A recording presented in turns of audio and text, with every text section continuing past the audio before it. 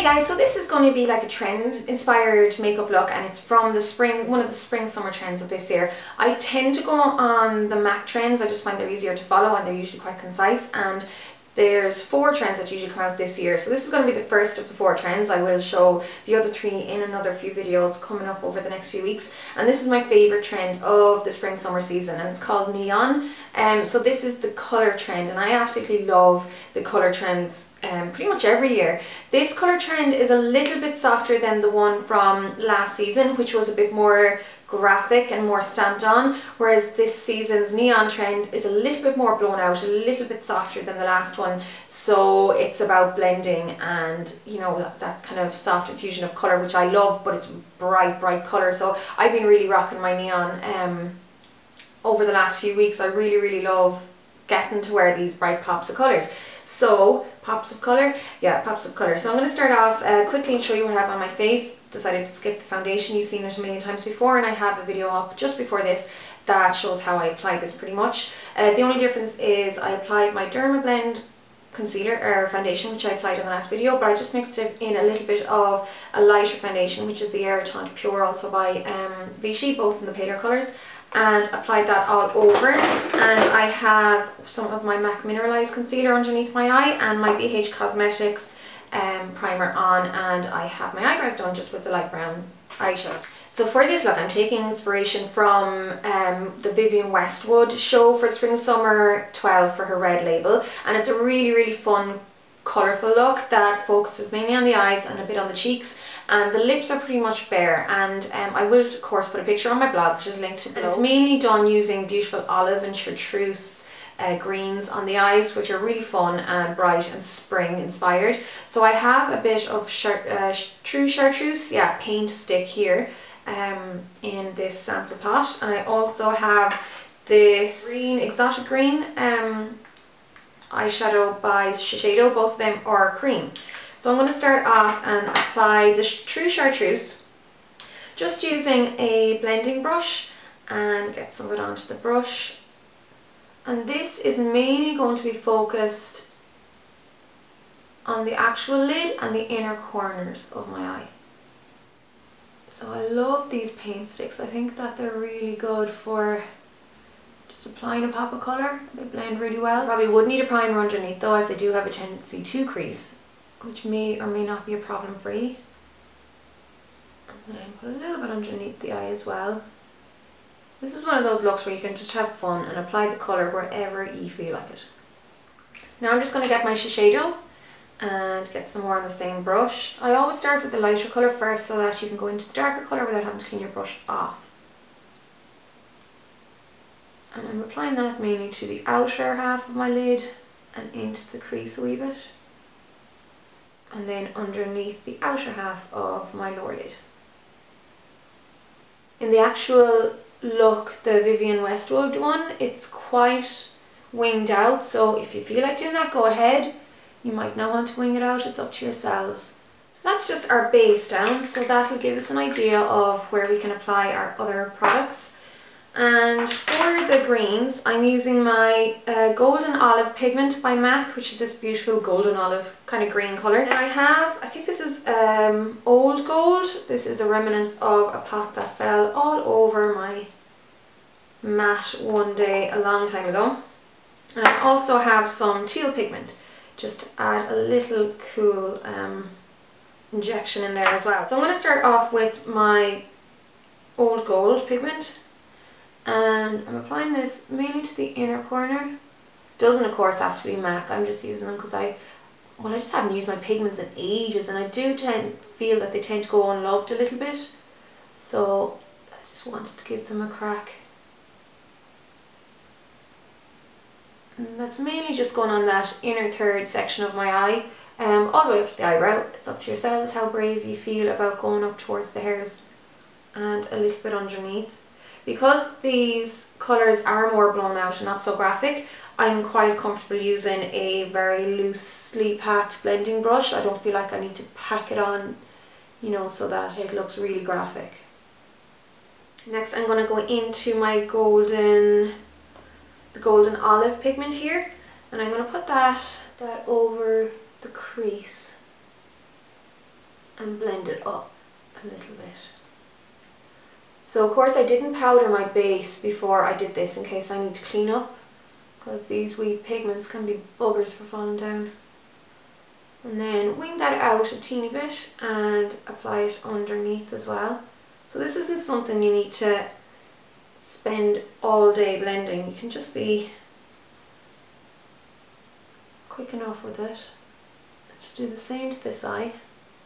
And apply a tiny bit more of the old gold here, centre of the lid.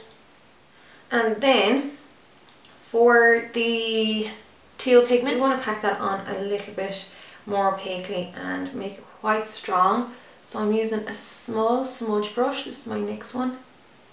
The M.A.C 228 is very similar. And I'm going to first apply that over the lid, almost like a really thick eyeliner, and then just using the same blending brush from before, run that really lightly along just the edge. I don't want to lessen the body of it, just to blend it in a little bit so you get that pop. And these pigments are great. They do adhere so well even over each other, which I find some of the cheaper pigments don't really do. And then you can also wing that out a little bit into the rest of the green. And then I'm also going to get some of that teal again onto the same brush and just with the tip apply it underneath the lower lashes and just blend along the bottom a wee bit.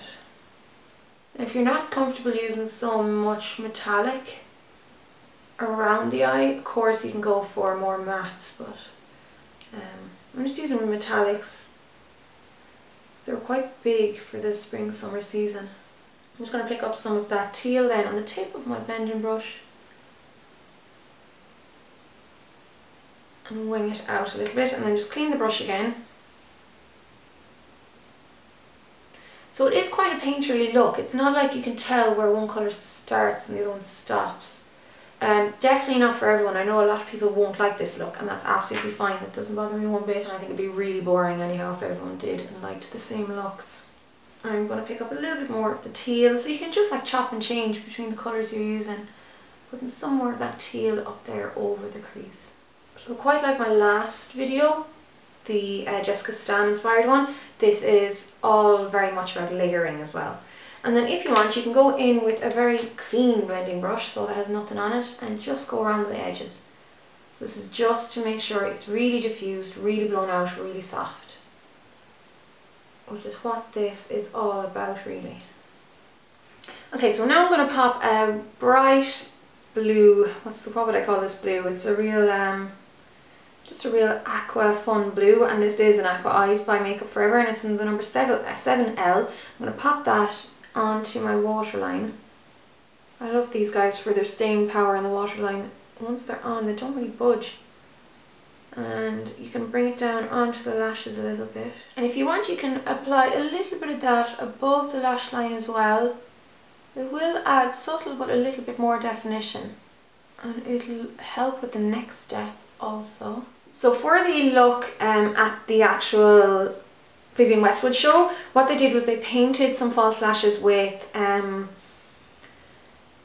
I think they used chartreuse pigment or one of those, and you know, they must have mixed it with the mixing medium and painted onto the lashes. I'm not going to do that because I find this part will be easier, or it'll be easier to do this.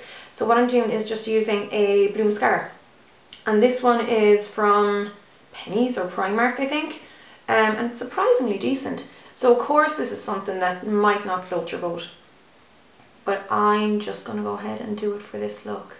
And it really suits this neon trend as well. So you can see they're actually, it's quite a decent mascara. So pop plenty of that on the top and bottom lashes as well. Okay, so that's the eyes finished, and now once you've cleaned up the skin, I want to apply plenty of highlight. The skin is supposed to be very fresh with this trend. Now I do have quite a heavy covering of foundation on today because my skin is still a little bit dark after that photo rejuvenation session I had last week. So I'm just applying my Pearl cream colour base pigment all over the top of the cheekbones, kind of going up under that wing shape and then up onto the temple. This is my favourite highlighter to use during the day because I just find it so much more natural looking than powder. And I'm going to carefully go down the nose. I'm just going to do along the Cupid's bow as well. So since I don't want to powder my face, I'm going to use a cream blusher, and this is number 84 cream blush by Inglash. It's the AMC Shine, AMC cream blush, yeah.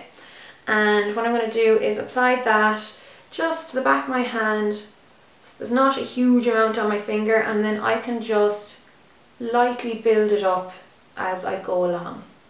So what I'm going to be doing is patting this along the cheekbone, and it still allows that shine of the pearl to show through, which is why I kind of sometimes prefer using this kind of cream product to the powder. And at least by patting it on, you're not going to disturb too much of that concealer that's underneath, because I did have to conceal a few of the darker pigmentation bits until they pop off. And I'm working this into the hairline up over onto the temple. Okay, so I just pin my hair back quickly because I think when there's so much going on with the face and so many bright colours, it's better to just take the hair out of your face and, you know, not have it compete with what's going on everywhere else. And to finish off the lips, apart from having that highlight above the lips and above the Cupid's bow, I'm just going to keep them really fresh but with a wee bit of colour. And I'm actually using one of my lip smackers, and this is the cherry cola flavour. I got this in Primark or Pennies, and I love this because it does give like a really nice cherry colour to my lips, but it doesn't transfer onto my braces, which I love. And of course it smells and tastes amazing. And that's pretty much how I would finish off this look. So of course I think it's like a bit more teenage driven. It would suit younger girls much better, or anyone who's a wee bit older and loves to play around with colour and isn't scared to just experiment and do whatever they feel like. It's almost kind of Harajuku inspired, or Harajuku inspired. It reminds me of some of those really class Japanese kids who wear the most fantastic makeups. So yeah, and then besides that I would just go with a nice bright nail varnish. This is one of my Barry M nail paints, or like a bright yellow that's really in at the moment as well when it comes to nail. That would look class. And just wear your colourful accessories. So that's pretty much it, and I'll chat to you all really soon. So long guys.